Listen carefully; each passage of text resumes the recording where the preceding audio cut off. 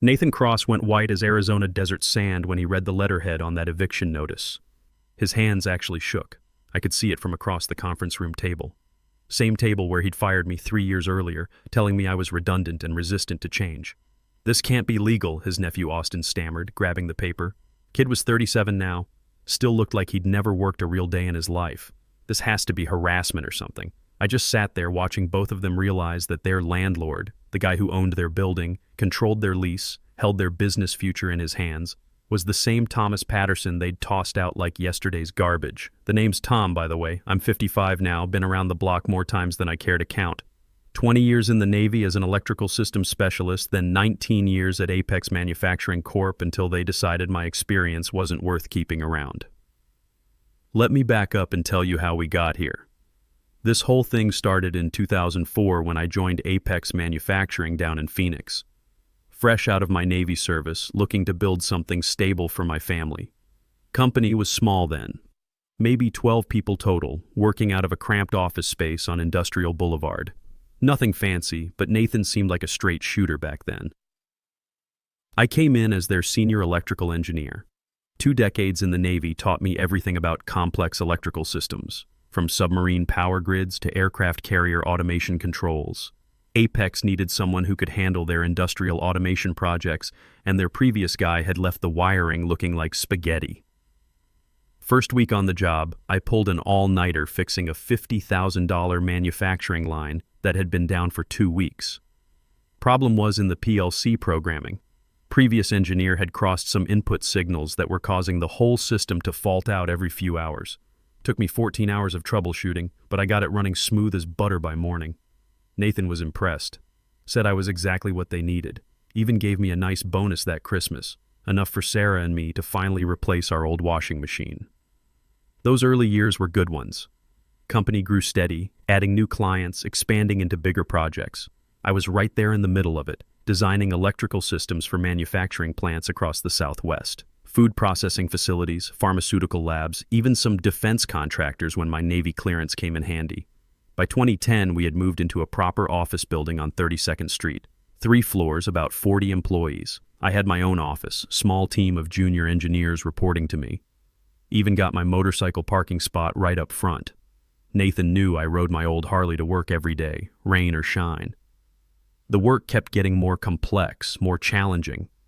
Installing automation systems for food processing plants, designing backup power systems for hospitals, even did some work for military contractors. That Navy background came in handy more than once when dealing with government specifications and security clearances. Around 2015, things started changing. Nathan brought in some consultants, talked about modernizing operations and streamlining processes, corporate buzzwords that usually meant someone was about to get the boot. But we were profitable, growing every year. What could go wrong? The first real sign of trouble came when Nathan hired his nephew Austin straight out of business school. Kid was maybe 28, fresh MBA from ASU, never turned a wrench or read a wiring diagram in his life. But he had ideas, lots of ideas about how we could do things better. Austin started showing up to client meetings, asking questions that made it clear he didn't understand the first thing about industrial electrical work. Why did we use these expensive components? Why couldn't we automate more of the installation process? Why were our project timelines longer than what he'd seen at other companies? I tried to be patient. Figured the kid would learn, maybe even appreciate having experienced guys around to teach him.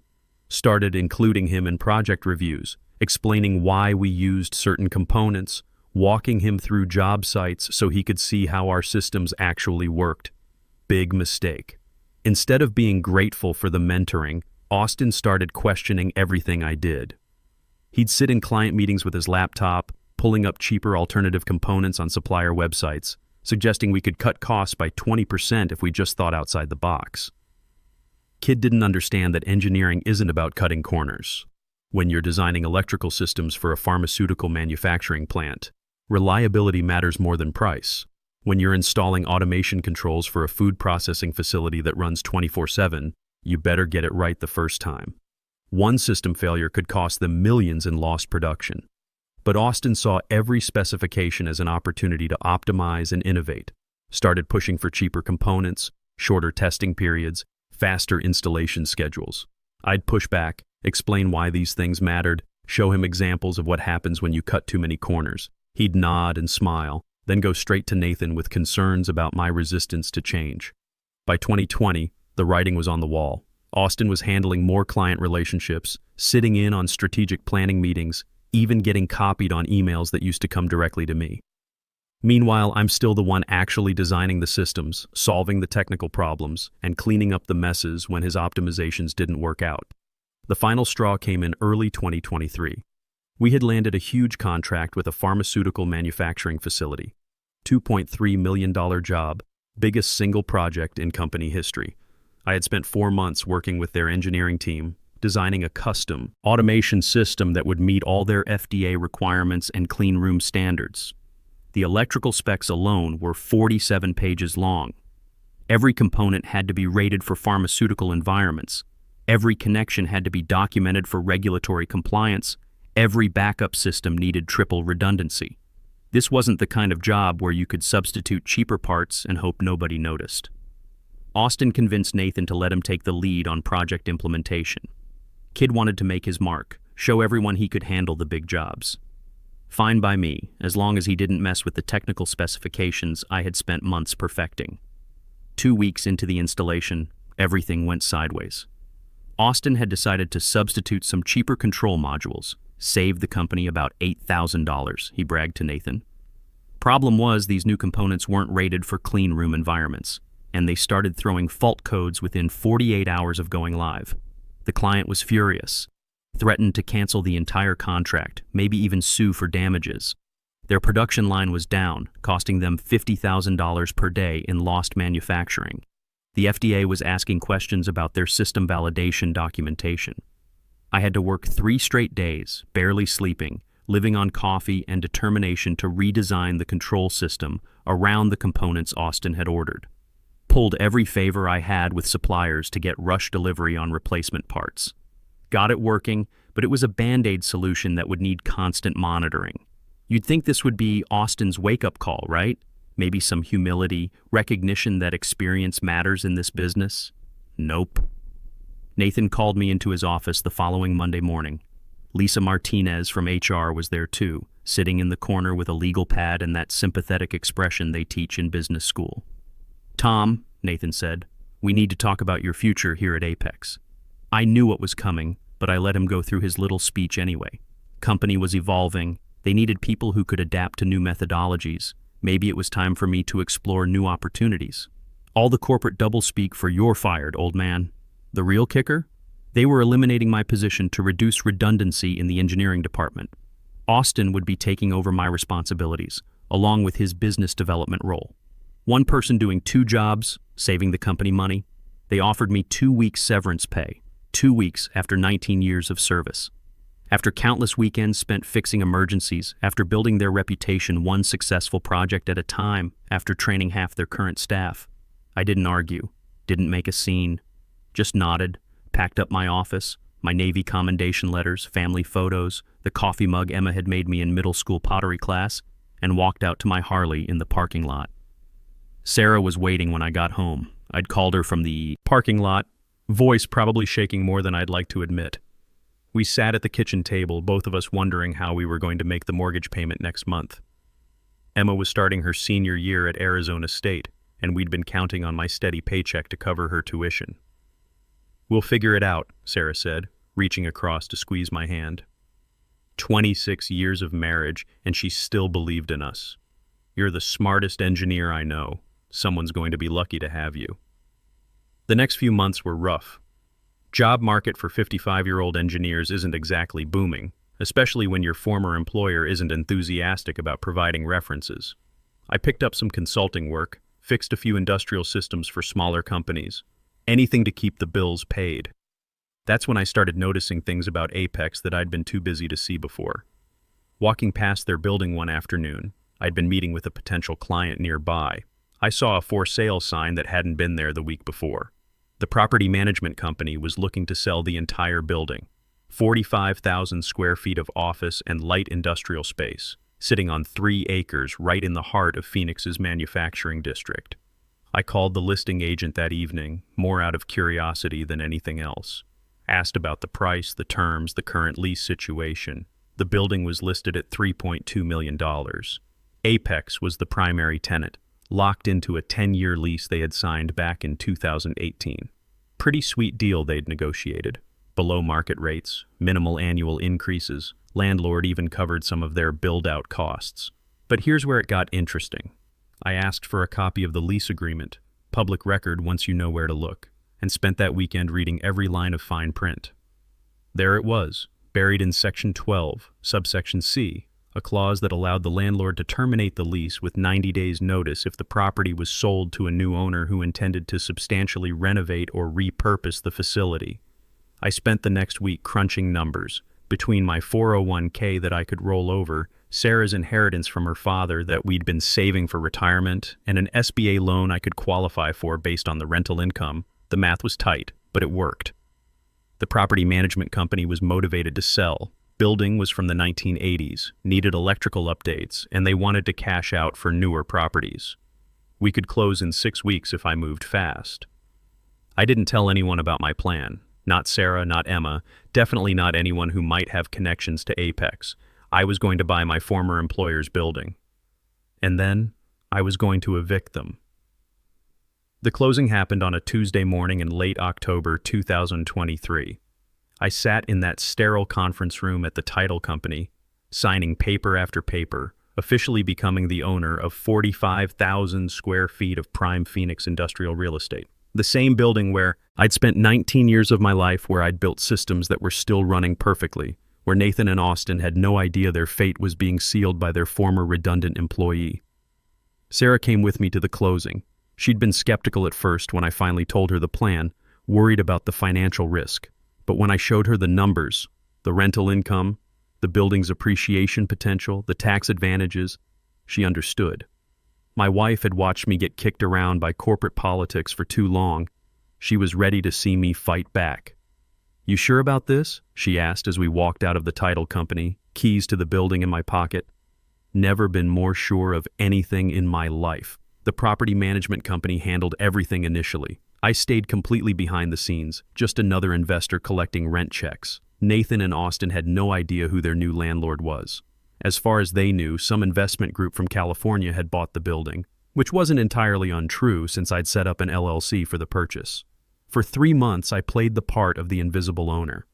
Collected $47,000 in monthly rent from Apex, handled maintenance requests through the property management company, kept my mouth shut about my connection to the building's primary tenant. During that time, I kept my ear to the ground about how things were going at my old company. Manufacturing is a small world in Phoenix, and word travels fast when projects go bad. Turns out Austin's cost-cutting measures were catching up with them in a big way. That pharmaceutical client I'd had to rescue? They'd refused final payment on the project, citing ongoing reliability issues with the system. Word was they were considering legal action for the production delays. 2 other major clients had switched to competitors after experiencing system failures during routine operations.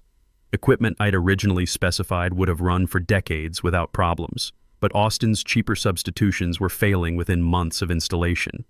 Meanwhile, I was getting consulting calls from some of those same disappointed clients.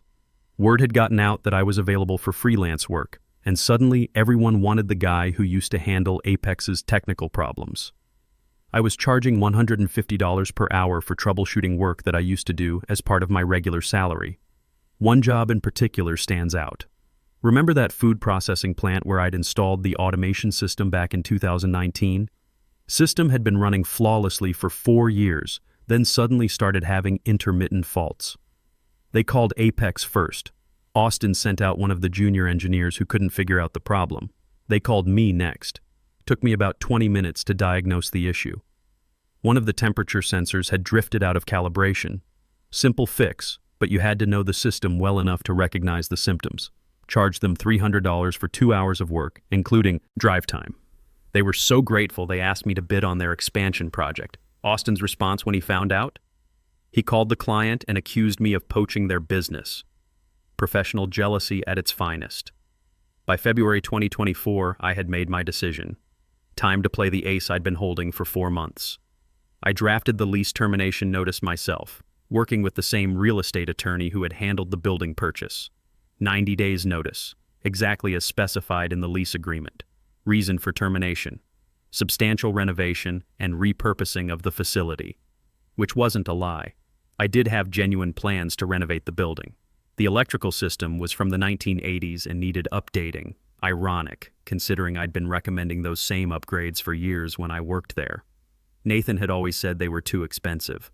I also intended to repurpose the space, dividing it among multiple smaller tenants instead of one large one. Better cash flow, reduced risk if one tenant had problems, and frankly, I was looking forward to working with business owners who appreciated expertise instead of questioning every decision.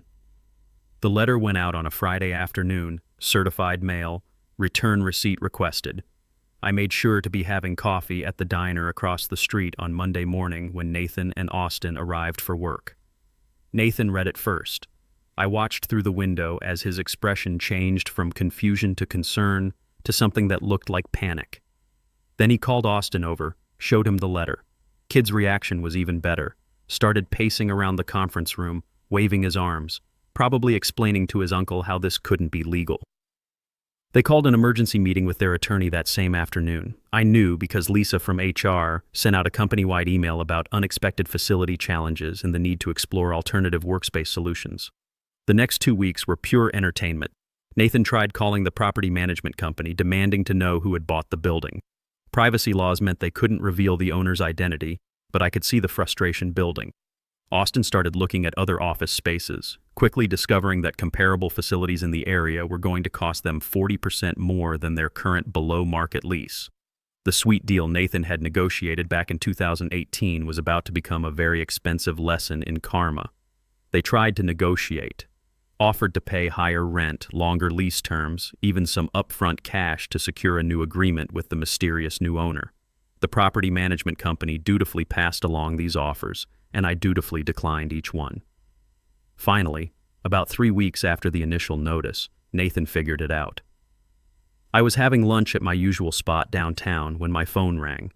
Caller ID showed Apex Manufacturing. I let it go to voicemail, finished my sandwich, then called back an hour later from my truck. "Tom?" Nathan's voice sounded tired, defeated. "Tom, we need to talk." "Sure, Nathan. What's on your mind?" "You bought our building." "I bought a building, yes. Seemed like a good investment opportunity." Long pause. I could hear Austin in the background, voice raised, saying something about lawsuits and illegal harassment. "Look, Tom," Nathan continued, "I know you're upset about how things ended. Maybe we made some mistakes, moved too fast with changes. Can we work something out here? What kind of something did you have in mind? New lease, better terms for you as the landlord. Hell, maybe we can even discuss bringing you back on board as a consultant." Austin could use someone with your experience guiding him through the technical side. I had to smile at that one. 6 months ago, I was redundant and resistant to change. Now suddenly my experience was valuable again. "That's an interesting offer, Nathan. Tell you what, why don't we meet in person to discuss it? Say, tomorrow morning, 9 a.m., conference room 2, just like old times." He agreed immediately, probably figuring any conversation was better than having to relocate his entire operation with 60 days' notice remaining. I showed up right on time the next morning, carrying a leather folder and wearing my best poker face. Nathan was there, along with Austin and Lisa from HR. Kid looked like he hadn't slept much lately, dark circles under his eyes, that nervous energy of someone watching their world fall apart. "So," Nathan said after we'd all sat down, "what's it going to take to work this out? Name your price." I opened my folder, pulled out a single sheet of paper, and slid it across the table.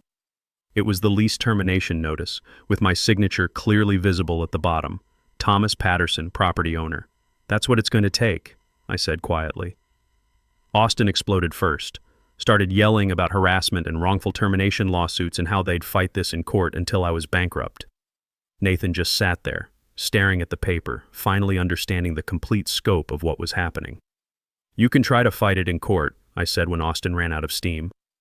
"But your lease agreement includes the termination clause signed by your company 6 years ago. My attorney assures me it's completely enforceable. You negotiated this deal yourself, Nathan. You just never thought it would be used against you.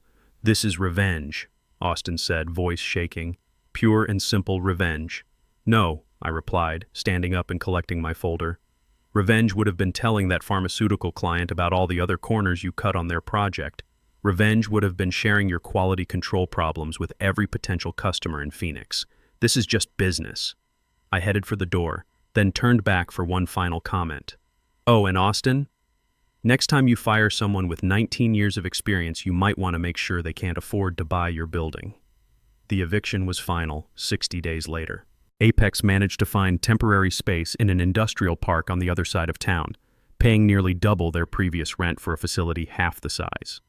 Word around town was that several of their remaining clients were getting nervous about the company's stability, and 3 major contracts had been put on hold pending facility issues. Meanwhile, I divided the building into 3 separate spaces, rented the largest section to a precision machining shop run by a retired aerospace engineer who appreciated quality work. The second space went to an electronics repair business that specialized in industrial control systems. They even hired me as a part-time consultant. The third space became my own workshop. After 19 years of working for someone else, I was ready to be my own boss. Set up a proper electrical engineering consultancy, complete with testing equipment and a parts inventory that would make any technician jealous. Total monthly rental income came to $74,000, about 60% higher than what Apex had been paying. The building mortgage ran $21,000 per month, leaving me with solid cash flow and an appreciating asset that was already worth more than I'd paid for it. The renovation work gave me something productive to focus on. Upgraded the entire electrical system to modern standards, installed LED lighting throughout, modernized the HVAC controls with programmable thermostats and zone control. All the improvements I'd been recommending for years, finally getting implemented properly. Best part? Both of my new tenants needed consulting work on their systems. Turns out 19 years of industrial experience really does have value in the marketplace, especially when you're working with people who respect expertise instead of questioning every decision. I run into Nathan occasionally around town. He's aged considerably in the past year, looking every bit of his 66 years. Heard through the grapevine that Austin moved back east, took a job with some consulting firm in Atlanta, probably telling everyone how he learned valuable lessons about business operations during his time in Arizona. Sarah says I seem happier than I've been in years, more relaxed somehow. Maybe it's because I learned something important about patience and planning. Sometimes the best revenge isn't getting mad or getting even quickly. Sometimes it's staying smart, keeping your eyes open, and letting people's own bad decisions come back to bite them. They fired me after 19 years of loyal service. I evicted them after 19 years of building the expertise they dismissed. Seems fair to me. And every month when I deposit those rental checks, I remember what my old Navy chief used to say: the best way to win a fight is to control the battlefield. Turns out he was absolutely right.